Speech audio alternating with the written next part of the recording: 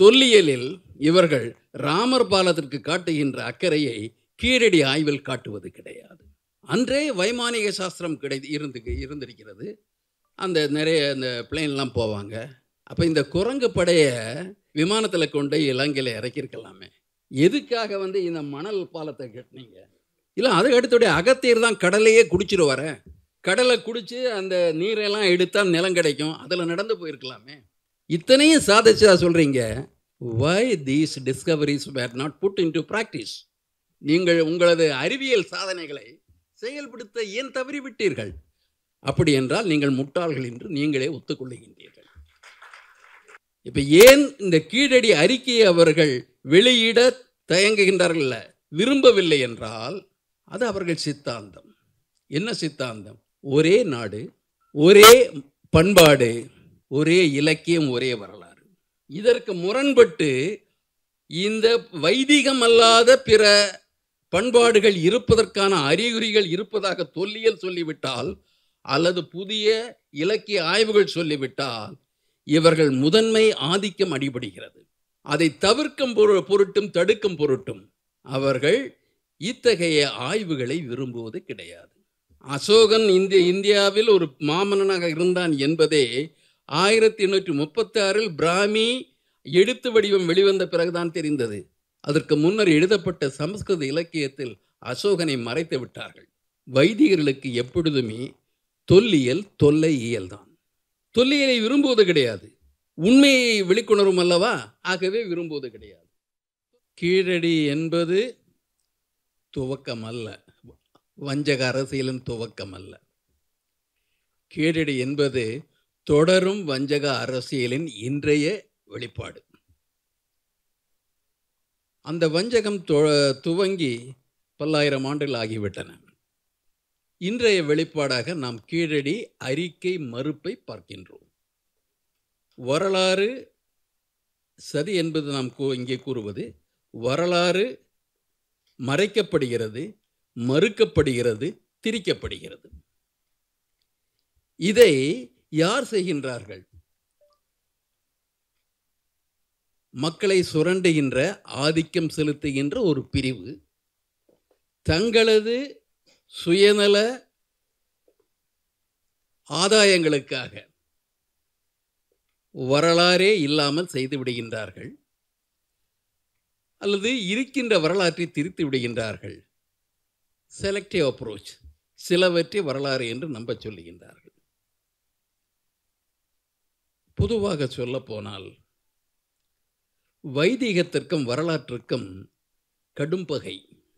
வைதிகம் வரலாற்றை விரும்புவது கிடையாது. அவர்கள் நம்மை நம்ப சொல்வதை வரலாறு என்று ஏற்றுக்கொள்ள சொல்லுகின்றார்கள். ஆனால் நாம் நிரூபிக்கப்பட்டவற்றை வரலாறு என்று கொள்ள விரும்புகின்றோம்.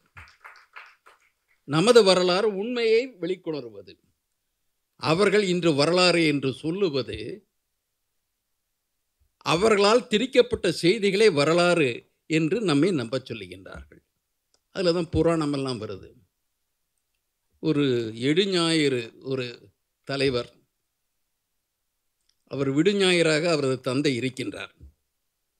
அவர் சொல்றார் பத்திரிகை கூட்டத்தில், எங்களுக்கு மட்டும்தான் புராணம் இருக்கிறது சொல்றார். ஆண்ட ஜாதியினர் எங்களுக்கு மட்டும்தான் புராணம் இருக்கிறது, எங்களுக்கு மட்டும்தான் வரலாறு இருக்கிறது என்று சொல்லவில்லை, சொல்ல முடியாது. புராணம் இருக்கிறது என்றால் புரட்டு இருக்கிறது என்று பொருள். புராணம் இருக்கிறது என்றால் அதன் பின்னால் சுரண்டல் இருக்கிறது என்று பொருள். ஆதிக்கத்தின் அந்த திமிர் இருக்கிறது என்று பொருள். புராணங்களை வரலாறாக நாம் ஏற்றுக்கொள்வது கிடையாது. நம்பிக்கைகளை வரலாறாக நம் முன்னால் வைக்க விரும்புகின்றார்கள்.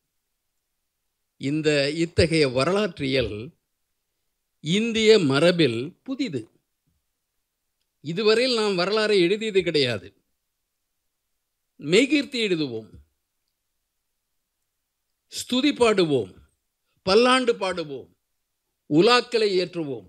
மன்னர்களை பாராட்டித்தான், ஆதிக்கத்தில் அரியணையின் மீது இருப்பவர்களை பாராட்டி எழுதுவதை வரலாறு என்று ஏற்றுக்கொள்கின்ற அந்த மனநிலையில் நம்மவர்களும் வீழ்ந்து விட்டார்கள்.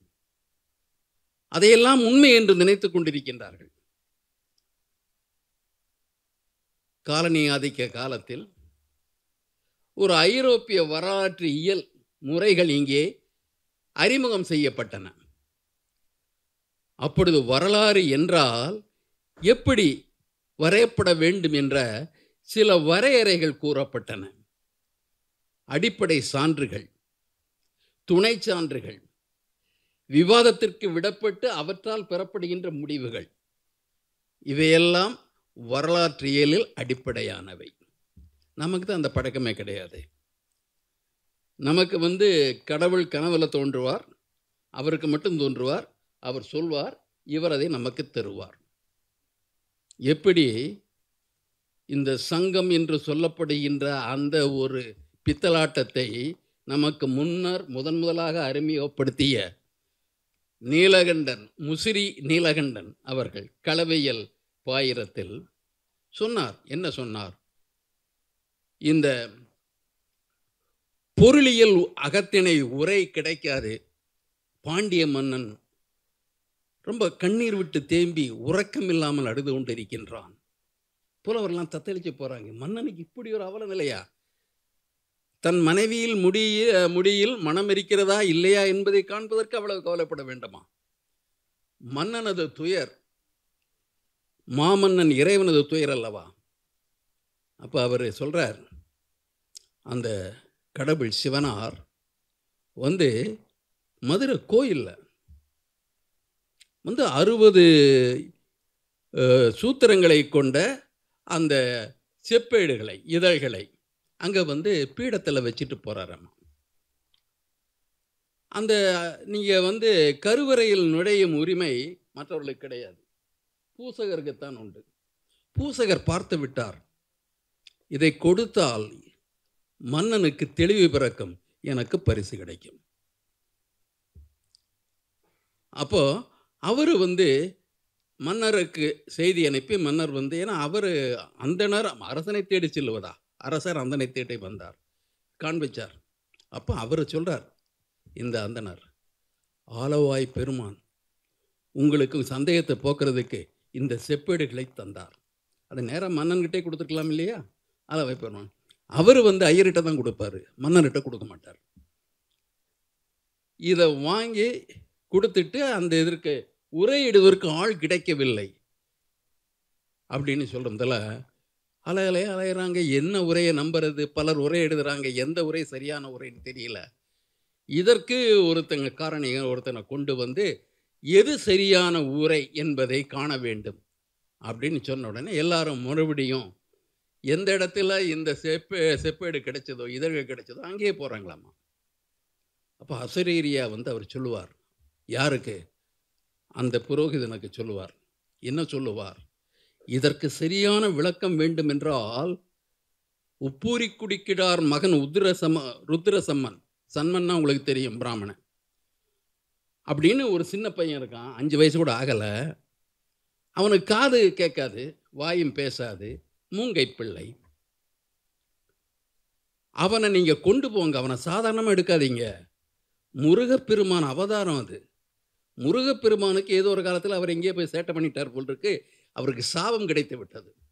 அந்த சாபத்தின் விளைவாக ஒரு அந்தனக்குடியில் பிள்ளையாக வந்திருக்கான், ஊமையாக பிறந்திருக்கான். அவரை கொண்டு வைத்து பீடத்தில் மேலே அமர்த்தி கீழே இந்த புலவர்கள் அமர்ந்து தங்களது உரைகளை படிக்கும் பொழுது எந்த உரையை கேட்கின்ற பொழுது மெய் சிலிர்த்து கண்ணீர் வடிகிறதோ அந்த மூங்கை பிள்ளைக்கு அது சரியான உரை. சைன் லாங்குவேஜில் சொல்றாங்க. யாரு? ருத்ரசம்மன். அவர் தந்த விளக்கம்தான் சங்கம். சொல் நூல்கள் என்பது உண்மை, சங்கம் என்பது நம்மை சீரழிக்க வந்த புனைவு, பார்ப்பன முதன்மையை நம் மீது திணிக்க வந்த புனை. அதில் சொல்கிற அந்த முறையை வச்சுட்டு சங்கம் 3000-4000 வருஷம் இந்த கதையெல்லாம் சொல்கிறாங்க. நமக்கு இதை புராணம் தான் நமக்கு கேட்டு பழக்கம். ஆனால் வரலாறு என்பது அதை எப்படி நாம் வாங்கிக் கொள்ள வேண்டும் என்றால், மார்க்ஸ் சொன்னார், இதுவரையில் தத்துவியலாளர்கள் இந்த உலகம் எப்படி இருக்கிறது என்பதை விளக்கிக் கொண்டிருந்தார்கள். How the world is. ஆனால் நமது அக்கறை எல்லாம் அதை எப்படி மாற்றுவது என்பதுதான். நடந்தது நிகழ்ச்சியை வைக்கிறதுல அதை எப்படி மாற்றுவது எண்ணம் உங்களுக்கு வர வேண்டும். உண்மையை அறிந்தால் அவல நிலையை மாற்றுவதற்கான அந்த ஒரு நிவாரணத்தை தேடுவீர்கள். அப்படி வந்த வரலாற்று பெட்டகம்தான் 1848 வெளிவந்த கம்யூனிஸ்ட் மேனிஃபெஸ்டோ, கம்யூனிஸ்ட் பேரறிக்கை. அது வரலாற்றின் அடிப்படையில் எழுதப்பட்ட ஒரு ஆவணம், ஒரு பாட்டு புத்தகம் அளவுக்கு தான் இருக்கும். அதில் எந்த ஒரு தனி மாமன்னரையும் பற்றி அவர் எழுதவில்லை. ஜூலியஸ் சீசரை பற்றி எழுதலை, அகஸ்டஸ் சீசரை பற்றி எழுதலை. ஆனால் வர்க்கத்தின் மாற்றங்களை பற்றியும் வர்க்க போராட்டங்களை விளக்கி அதை உலக வரலாறாக நமக்கு தந்தார். வரலாறு சரியாக தரப்பட்டால், உண்மையான தரவுகள் மீது தரப்பட்டால், அந்த வரலாற்றின் மீது நமக்கு ஒரு சிந்தனை தெளிவு பிறக்கும், மாற்று வழிகள் கிடைக்கும். இந்திய வரலாற்றில் வரலாறே இல்லை, உண்மையே இல்லை. சமூக அவலங்களுக்கு விடுவியது. அந்த விடுவை ஏற்படுத்துவதற்காகத்தான் நாம் இந்த புதிய நவீன வரலாற்று இயலை நாடி இருக்கின்றோம். இந்த வரலாற்று இயலை நாம் இங்கே அறிமுகப்படுத்துகின்றவர் ஆங்கிலேயர்கள். ஆரம்ப கட்டத்தில் இந்த வரலாற்று ஆய்வுகளை நடத்தியவர்கள் அவர்கள். அவர்களுக்கு உதவியவர்கள் எப்பொழுதுமே அந்நியர்களை அண்டியே இருந்து வந்த அந்த பார்ப்பனர்கள். அவர்கள் சொன்னதின் அடிப்படையில் சமஸ்கிருதம்தான் இந்தியாவின் முதன் மொழி, உலக மொழிகளெல்லாம் தந்தை மொழி என்று பிறகு சொல்லிக் கொண்டார்கள். அந்த வைதீகம்தான் இந்தியாவின் ஒற்றை பண்பாடு என்று அவர்களும் ஏற்றுக்கொண்டார்கள். சமஸ்கிருதத்தை புகழுவதையே இந்த ஆய்வுகள் செய்து கொண்டிருந்தன. மேக்ஸ் முல்லர் அப்படியெல்லாம் பண்ணினவர் தான். ஆனால் இதை மாற்றியது இரண்டு நிகழ்வுகள். ஒன்று, சமஸ்கிருதம் அல்லாத மொழிகளை பற்றிய ஆய்வு. இங்கே எல்லிஸ் அவர்கள் சென்னையில் துவங்கினார். தமிழ், தெலுங்கு, துளு, கன்னடம், மலையாளம் போன்ற மொழிகளின் ஒப்பீட்டு ஆய்வு. 1816 அவர் ஒரு அறிக்கை வெளியிட்டார். சமஸ்கிருதத்தில் தான் மற்ற மொழிகள் பிறந்தன்னு சொல்கிறாங்க, அதை ஏற்றுக்கொள்வதா இல்லை என்பது வேறு விஷயம். ஆனால் தென்னிந்திய மொழிகளுக்கும் சமஸ்கிருதத்துக்கு சம்பந்தம் கிடையாது, இவை தனியாக இயங்கக்கூடவே என்று சொன்னார். இரண்டாவது நிகழ்வு தொல்லியல் மூலமாக வந்தது. வைதிகர்களுக்கு எப்பொழுதுமே தொல்லியல் தொல்லை இயல் தான். தொல்லியலை விரும்புவது கிடையாது, உண்மையை வெளிக்கொணரும் அல்லவா, ஆகவே விரும்புவது கிடையாது, தொல்லையலாக வந்தது. அந்த தொல்லியல் தான் 1836 பிராகிருதம், பிராமி போன்ற உண்மைகளை வெளிக்கொண்டு வந்தது. பிரின்சப் ஜேம்ஸ் பிரின்சப் என்ற அந்த அறிஞர் மூலமாக. அவரும் சமஸ்கிருதத்தை விரும்பியவர், போற்றியவர் தான். ஆனால் அவர் சொன்னார், இங்கே வேறு மொழிகள் இருக்கின்றன அப்படின்ட்டு. இந்த இடத்துல நாம் ஒரு விஷயத்தை சொல்லி ஆகணும். ஒரு பொய்மை நம் மீது திணிக்கப்பட்டு நாமும் அதை ஏற்றுக்கொண்டு பேசிக்கொண்டிருக்கின்றோம். இந்திய மொழிகளில் திராவிட மொழிகள் தமிழ் மூத்த மொழி என்பதாக இருக்கும். மற்ற ஆரிய மொழிகளுக்கு சமஸ்கிருதம் தாய்மொழி என்று கூறுகின்றார்கள். இது திணிக்கப்பட்ட ஒரு பொய்மை. சமஸ்கிருதம் முதன் மொழி அல்ல, அது பிற மொழிகளை பிரசவித்த மொழி அல்ல. சமஸ்கிருதம் என்றுமே மக்கள் மொழியாக இருந்தது கிடையாது. சமஸ்கிருதத்திற்கு முன்னர் ஆரிய மொழிகள் இருக்கின்றன. அவற்றைத்தான் நாம் பிராகிருதம், அர்த்தமகதி போன்ற அந்த மைத்திலி போன்ற மொழிகளில் பார்க்கின்றோம். சமஸ்கிருதம் அல்லாத, சமஸ்கிருதம் முற்பட்ட ஆரிய மொழிகள். அந்த பிராகிருதத்தில், பாலியில், அர்த்தமகதியில் இலக்கியங்கள், காப்பியங்கள் உண்டு, மருத்துவ நூற்கள் உண்டு. அவையெல்லாம் இந்திய வரலாற்றில் எப்படி மறைக்கப்பட்டன? வேதம் முதற்றே இந்தியா என்று சொல்லுகின்ற நிலைமை எப்படி உருவாயிற்று? அதை பிறர் மீது சுமத்தி அதை இந்திய வரலாறு ஏற்றுக்கொள்ள சொல்லுகின்றார்கள். இப்ப ஏன் இந்த கீழடி அறிக்கையை அவர்கள் வெளியிட தயங்குகின்றார்கள், விரும்பவில்லை என்றால் அது அவர்கள் சித்தாந்தம். என்ன சித்தாந்தம்? ஒரே நாடு, ஒரே பண்பாடு, ஒரே இலக்கியம், ஒரே வரலாறு. இதற்கு முரண்பட்டு இந்த வைதிகம் அல்லாத பிற பண்பாடுகள் இருப்பதற்கான அறிகுறிகள் இருப்பதாக தொல்லியல் சொல்லிவிட்டால் அல்லது புதிய இலக்கிய ஆய்வுகள் சொல்லிவிட்டால் இவர்கள் முதன்மை ஆதிக்கம் அடிபடுகிறது. அதை தவிர்க்கும் பொருட்டும் தடுக்கும் பொருட்டும் அவர்கள் இத்தகைய ஆய்வுகளை விரும்புவது கிடையாது. அசோகன் இந்தியாவில் ஒரு மாமன்னனாக இருந்தான் என்பதே 1836 பிராமி எழுத்து வடிவம் வெளிவந்த பிறகுதான் தெரிந்தது. அதற்கு முன்னர் எழுதப்பட்ட சமஸ்கிருத இலக்கியத்தில் அசோகனை மறைத்து விட்டார்கள். இந்திய வரலாற்றில் இவர்கள் 1817 தான் இந்திய வரலாறு முதலாக எழுதப்படுகிறது. அது ஆங்கிலேயரால் லண்டனிலிருந்து எழுதப்படுது. அதிலிருந்து பார்க்கின்ற வரலாற்றில், இந்திய வரலாற்றில் முழுக்க முழுக்க சமஸ்கிருதம் தருகின்ற அந்த சான்றுகள் மீது, அதாவது புராணங்கள் தெரிகின்ற சான்றுகள் மீது இந்திய வரலாறு படைக்கப்பட்டது.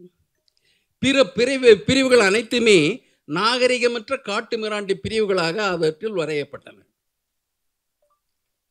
இப்படி ஒரு வரலாறு ஒற்றை வரலாறை ஏற்றுக்கொள்ளப்படும் சொல்லுகின்றார்கள். இதை மறுக்கின்ற சான்றுகள் இலக்கிய மூலமாகவோ அல்லது தொல்லியல் மூலமாக வருகின்ற பொழுது அவற்றையெல்லாம் சதி என்று சொல்லுகின்றார்கள். ஷெகாவத் சொல்லிட்டார், பிராந்தியவாதத்தை ஊக்குவிக்க முடியுமா அப்படின்னு கேட்கிறாரு. தேசம் என்பது எப்பொழுது வந்தது? இந்த பிராந்தியங்கள் இணைந்துதானே தேசம் வருகிறது. தேசம் இப்பொழுது வருகிறது. இந்த பிராந்தியர்கள் ஏற்கனவே இருக்கின்றன. வட்டாரங்கள் மூலமாகத்தான் தேசம் உருவாகிறது, ஏற்கனவே இருக்கின்றன. அந்த பன்முகத்தன்மையை ஏற்றுக்கொள்ள மறுக்கின்றார்கள். அனைத்தும் சமஸ்கிருதத்தில் வந்ததை ஏற்றுக்கொள்ள சொல்லுகின்றார்கள். அதன் ஒரு வழியாகத்தான் இலக்கியத்தை சமஸ்கிருதத்தின் மூலம் தமிழர்கள் பெற்றார்கள் சொல்லுவதற்காக அகஸ்தியரை அவிழ்த்து விட்டார்கள். சங்கம் என்ற ஒரு அந்த புனைவின் மூலமாக அகஸ்தியரை அவிழ்த்து விட்டார்கள். தொல்லியலில் இவர்கள் ராமர் பாலத்திற்கு காட்டுகின்ற அக்கறையை கீழடி ஆய்வில் காட்டுவது கிடையாது. வேடிக்கையாக இருக்கிறது.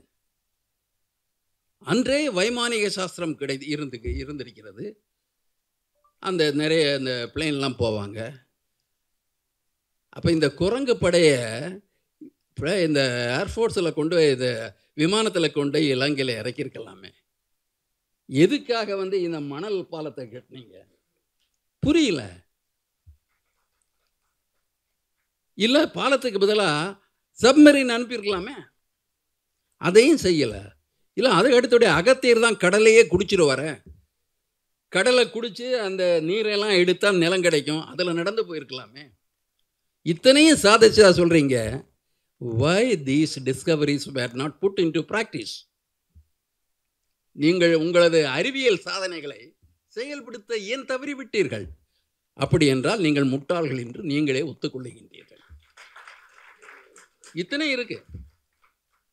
எந்த ஏர்ஃபோர்ஸ் விமானத்தையும் குருஷேத்திர போரில் பார்த்ததா இல்லை.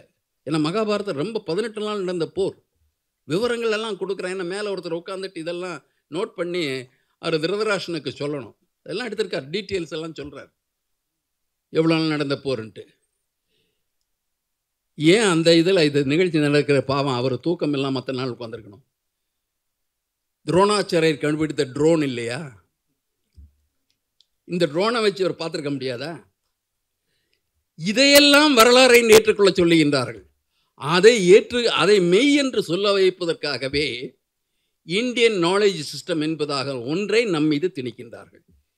தேசிய கல்விக் கொள்கையில் தவிர்க்க முடியாத பாடப்பகுதியாக இந்த இந்தியன் நாலேஜ் சிஸ்டம், இந்திய அந்த அறிவுசார் வரலாற்றை நம்ம திணிக்கிறாங்க. அதில் வருது பிளாஸ்டிக் சர்ஜரியோ வைமானிக சாஸ்திராவோ, நீங்கள் இந்த என்ன வயர்லெஸ் இதோ எலக்ட்ரானிக் அற்புதங்களோ எல்லாம் அதில் வருது.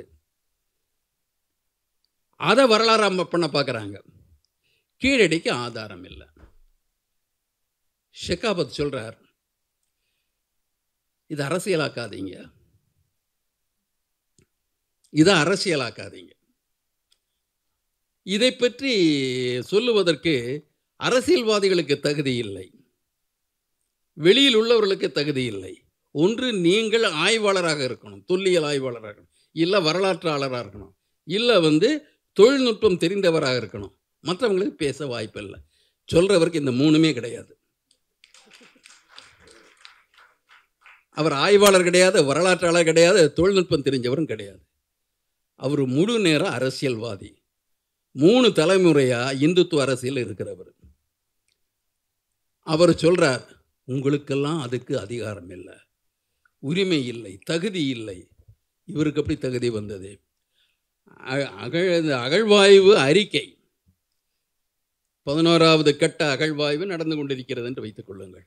முதல் 2 கட்டம் மட்டும்தான் இந்திய தொல்லியல் துறையால் நடத்தப்பட்டது. அப்பொழுதுதான் அமர்நாத் ராமகிருஷ்ணன் அங்கே வர்றார். அவர் அந்த கட்டத்தை பார்த்துட்டு கவர்மெண்ட் இருந்தால் பிரச்சனை கிடையாது. இவர் ஒவ்வொரு கட்டத்தை வெளியிடுகின்ற பொழுது அதை பற்றிய தனது கருத்துக்களை வெளிப்படுத்துகின்றார், அதன் தொன்மையை வெளிப்படுத்துகின்றார். தொன்மையை வெளிப்படுத்துகின்ற பொழுது இவர்களுக்கு அது எரிச்சல் ஊட்டுகிறது. அவர் தொன்மை இப்போ அந்த அறிக்கையை பற்றிய குறிப்பு அந்த ஏஎஸ்ஐ கொடுத்த இதில் மறுப்பு அறிக்கையில் என்ன சொல்கிறாங்க, இது அந்த மிகத்தொன்மை 8ஆம் நூற்றாண்டு கிமு 8ஆம் நூற்றாண்டு கொண்டு போகிறாங்க. அது கொஞ்சம் ஏற்கக்கூடியதாக இல்லை. யாருக்கு? இவங்களுக்கு நம்பகத்தன்மை குறையுது. நீங்கள் 3ஆம் நூற்றாண்டோடு நிறுத்தி இருந்தால் பிரச்சனை இல்லை. ஆய்வுன்னா என்ன? அந்த துறை சார்ந்த அறிஞர்கள் அந்த துறைக்குரிய முறைகளில் பொருட்களை எடுத்து அதன் வயதை உரிய முறையில் தீர்மானித்து முடிவுகளை தருவது. சர் ஜான் மார்ஷல் தான் பண்ணார். ஹரப்பா மொஹஞ்சதாரோவில் இருக்கிற அந்த ஆய்வுலாம் வச்சுட்டு அவர் அதை பற்றிய ஒரு முடிவு அறிக்கையை, ஒரு ரிப்போர்ட்டை கொடுக்குறார். அந்த ரிப்போர்ட்டை பின்னால் வேறு அறிக்கைகள் வருது, அதிகமான செய்திகள் கிடைக்கின்ற பொழுது வேறு அறிக்கைகள் வருது. ஆய்வாளருக்குத்தான் அந்த கண்டுபிடிக்கப்பட்ட பொருள்கள் எந்த தன்மையுடையது, எந்த ஆண்டுக்குரியது என்பதை தீர்மானிக்கின்ற உரிமை உண்டு, தகுதி உண்டு.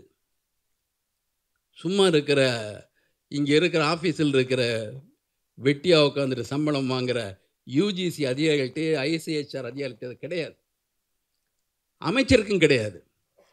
இவர் என்ன சொல்லுகின்றார்? ஆய்வை பண்ணிக்க முடிவை நான் சொல்கிறேன், இது 3ஆம் நூற்றாண்டு சொல்லு, அப்புறம் பார்த்துக்கிறேன். ஏன்னா தமிழர்களுக்கு 3ஆம் நூற்றாண்டுக்கு முன்னால் நாகரிகம் இல்லைன்னு நான் சொல்லிக்கிறேன்.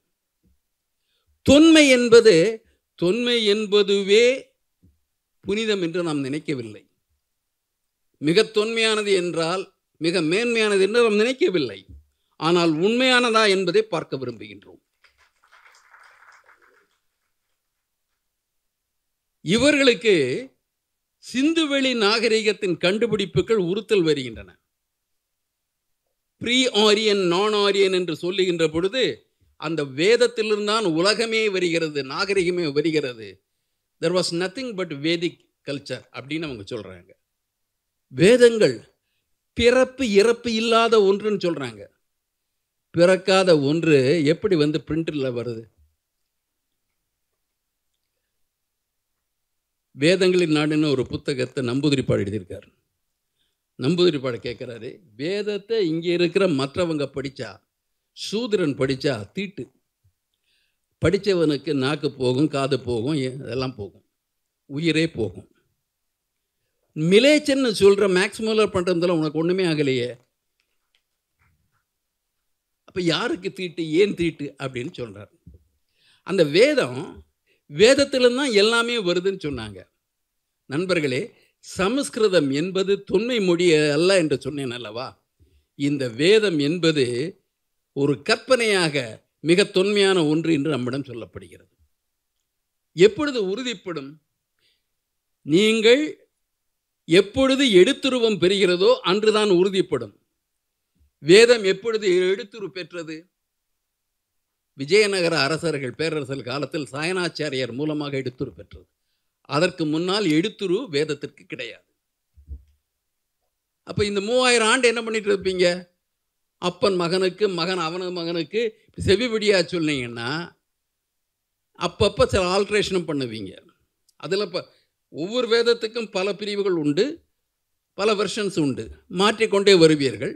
கடைசியில் வசதியாக ஒரு காலத்தில் அதை எடுத்துரு பெற சமயத்தில் சொல்லுவீங்க, இது ஆதி அந்தமே இல்லாத ஒன்றுன்னு சொன்னால், இதை நம்பினா தேசபக்தன், நம்ப மறுத்தா அர்பன் நக்சல். இப்போ நாமெல்லாம் அர்பன் நக்சல்ஸ் இங்கே இருக்கோம், நம்ப மறுக்கிறோம். நாம் ஏன் நம்ப மறுக்கிறோம் என்றால், நாம் எத்தகைய அறிவுசார் பரம்பரையை நம்பி இருக்கின்றோம் என்றால், எதையும் அறிவுக்கு உட்படுத்து என்று சொன்ன பெரியார் பாதையில் இருப்பதால் நாம் உண்மையை உறுதி செய்து கொள்வதற்காக இவற்றை நம்ப மறுக்கின்றோம். ஆனால் உண்மையை உறுதி செய்கின்ற நிகழ்வு வருகிற பொழுது அந்த அறிக்கையை அவர்கள் காலவரையின்றி ஒத்திப்போட முயற்சிக்கின்றார்கள். ஒன்று, இதை வெளியிட வைக்க வேண்டும் என்பது ஒன்று. அதை பற்றி நிகழ்ச்சியெல்லாம் நிறைய இருக்குது, நமக்கு தெரியும். முதல்ல இது போது, இதுக்கு மேலே வேண்டான்னு பின்னால் வந்து ஒரு சொல்லிட்டாரு. பணம் கொடுக்க மாட்டேன்ட்டாங்க. அப்போ தமிழக இது எல்லாம் தலையிட்டாங்க, நீதிமன்றம்லாம் தலையிட்டது. கடைசியில் தமிழக அரசு அதை ஏற்று நடத்தலாம்னு சொன்னாங்க. தமிழ்நாடு தொல்லியல் துறை ஏற்று பிறகு வந்த அந்த 8 அகழ்வாய்வு கட்டங்களை முடித்துவிட்டு 9வது கட்டத்திற்கு வந்திருக்கு. இந்த மீதமுள்ள 8 கட்ட ஆய்வு அறிக்கையை தொகுத்து தமிழக தொல்லியல் துறை வெளியிட வேண்டும். வெளியிட்டு விட்டால் கீழடியில் மறைக்க முற்படுவதை நம்ம பேரிடியாக அவர்களுக்கு வந்துவிடும். மற்ற அறிக்கைகள் ஒவ்வொரு அடியும் அவனுக்கு பேரடி. கீழடியில் ஒவ்வொரு அடியாக தோண்ட தோண்ட வைதிகத்திற்கு பேரடியாக இருக்கிறது. வரட்டும், இந்த தமிழக தொல்லியல் துறையை யாரும் தடுக்க முடியாது. நாம் இரும்பின் காலத்தை பற்றிய அறிக்கையை வெளியிட்டோம் அல்லவா, அதை போல கீழடியில் பிறகு வந்த 8 கட்ட அறிக்கை, இப்படி நடக்கின்ற 9வது கட்ட அகழ்வாய்வின் அறிக்கையை தொகுத்து இந்த ஆய்வுலகத்திற்கு தர வேண்டும், பொதுவெளியில் தர வேண்டும். அதன் மீது வாதங்கள் நடக்கட்டும். மிகைப்படுத்தல் இருக்கா, போதுமான ஆதாரம் இல்லை என்பதை, வெளியிடப்படாத ஒரு அறிக்கையின் மீது போதுமான ஆதாரம் இல்லை, நம்பத்தகுந்ததாக இல்லை, அறிவியல் முறை பின்பற்றப்படவில்லைன்னு எப்படி வைக்க முடியும்? அதை அறிஞர்கள் சொல்லட்டும். வெளியிட்ட பிறகு அறிஞர்கள் பார்ப்பார்கள், அவர்கள் சொல்லுவார்கள். நீ இருட்டறையில் அதை வச்சுக்கிட்டு வெளியே அதில் எதுவுமே இல்லைன்னு சொன்னால், அதிகாரத்திற்கு அடிபணிய நாம் என்ன இனியும் அனுமான் குஞ்சுகளா? நாம் வரலாறு என்பது நமது வரலாற்றுக்கு மீது நமக்கு உரிமை உண்டு. நமது வரலாற்றை நம்மை அசுரனாக பார்ப்பவர்கள், சூத்திரனாக பார்ப்பவர்கள், வானரங்களாக பார்ப்பவர்கள், ராட்சசர்களாக பார்ப்பவர்களுக்கு நமது வரலாற்றை தீர்மானிக்க உரிமை கிடையாது. நமது வரலாற்றை நாம் மனிதம் என்பதை ஏற்றுக்கொண்டவர்கள், அறிவை ஏற்றுக்கொண்டவர்கள், அறிவை ஒரு வழியாக பயன்படுத்துபவர்கள். நாம் எல்லாம் சரியாக இருந்தோம், நம்ம மீறி உலகத்தில் நாகரிகம் இல்லைன்னு சொல்ல வரல. நாம் சொல்லுவது நமக்கும் நாகரிகம் இருந்திருக்கிறது, நமக்கும் தொன்மை இருந்திருக்கிறது என்பதை சொல்ல விரும்புகின்றோம். இந்த 8ஆம் நூற்றாண்டு பற்றி ஏன் அவ்வளோ சிக்கல் வருது தெரியுங்களா? உலக வரலாற்றில், இந்திய வரலாற்றில் தமிழ்நாட்டு வரலாறுலாம் கிடையாது. ஆனால் தவிர்க்க முடியாமல் மார்ஷல் மூலமாக இந்த சிந்துவெளி என்பது உலக வரலாறு இடம்பெற்றது.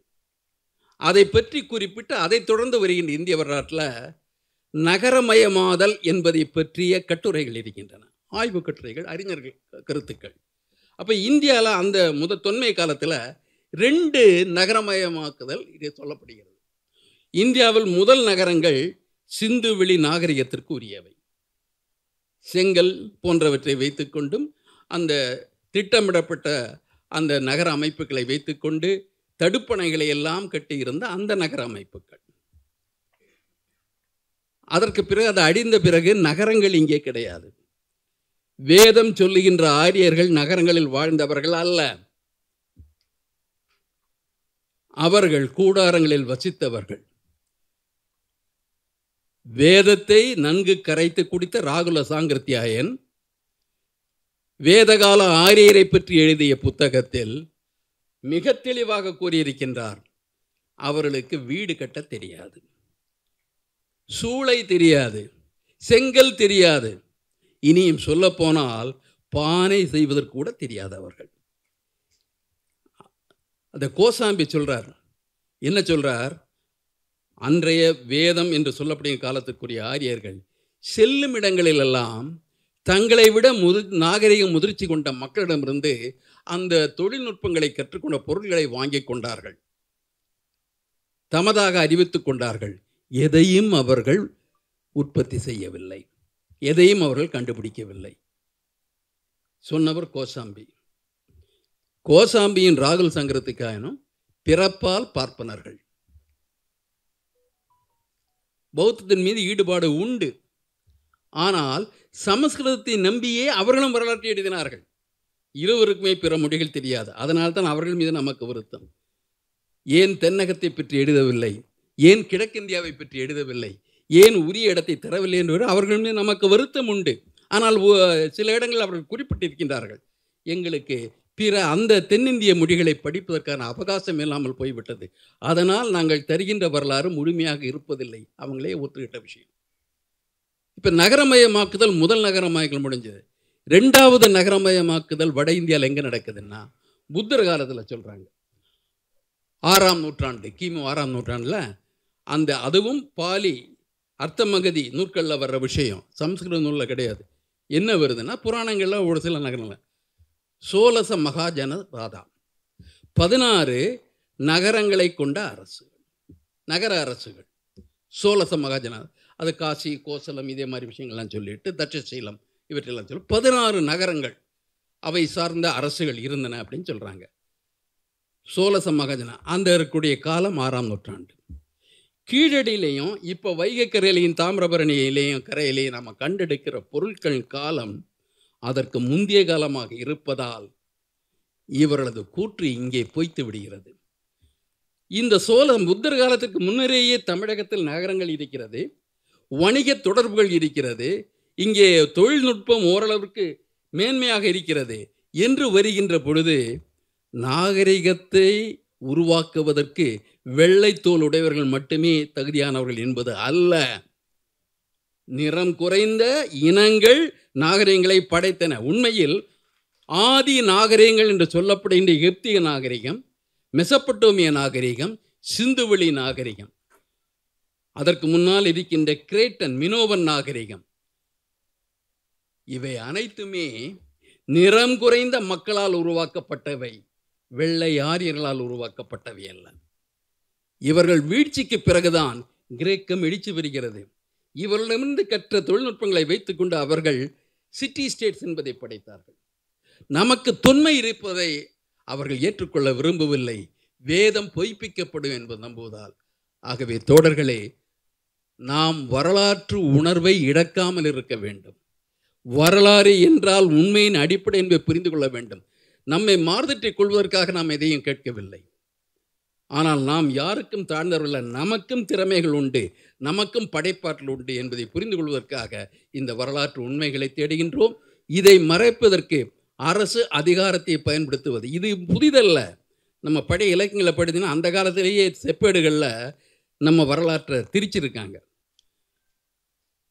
பாண்டிய செப்பேடில் சொல்கிறாங்க, பாண்டிய மன்னன் சந்திரகுலம், முதல் ஆள் வந்து சந்திரன், ரெண்டாவது நிலவு, மூணாவது புரூரவஸ் அப்படின்னு சொல்லிட்டு ஒரு பிராமண அந்த பிறவியை வந்து பாண்டிய அரசனை கொடுத்தான். பாண்டிய அரசனை மட்டும்தான், பாண்டிய குடிகள்லாம் சூத்திரர்கள். அகஸ்தியன் புரோகிதனாக இருந்தான்னு சொல்லுவாங்க. திரிபுங்கிறது ஏற்கனவே நடந்திருக்கு. இது வரலாற்று வஞ்சகம். இல்லை, இன்றைய சூழலில் நாம் பார்ப்பது பாஜகவின், பாஜகவோ காங்கிரஸோ முன்னால் இருந்ததோ ஒரு வர்க்கம், ஒரு வருணம் நம்மை ஏமாற்ற பார்க்கிறது, நமது உண்மைகளை மறைக்க பார்க்கிறது. நாம் எந்த விலை கொடுத்தும் நமது வரலாற்றை பாதுகாக்க வேண்டும். பாதுகாப்போம் என்ற நம்பிக்கை உண்டு. நன்றி, வணக்கம்.